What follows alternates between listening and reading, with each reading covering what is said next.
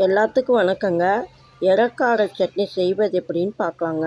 இப்போ பூண்டு 4 பல் போட்டிருக்குங்க மிக்ஸி ஜாரில். வெங்காயம், சின்ன வெங்காயம் போட்டிருக்கேங்க. வரமிளகாய், சீரகம் போட்டிருக்கேங்க. உப்பு போட்டிருக்கேன். பழுத்த தக்காளி பழம் போட்டிருக்கேங்க. இப்போ புளி போட்டிருக்கேங்க. இதை அரைச்சி மிக்சியில் பேஸ்ட் ஆக்கிக்கணுங்க. இப்போ வடை சட்டியில் எண்ணெய் விட்டுருக்கேங்க. இப்போ கடலைப்பருப்பு போட்டிருக்கேங்க. கருவேப்பிலை போட்டுக்கலாங்க. இப்போ மிக்சியில் அரைச்ச பேஸ்ட்டை வடை சட்டியில் விட்டுக்கலாங்க.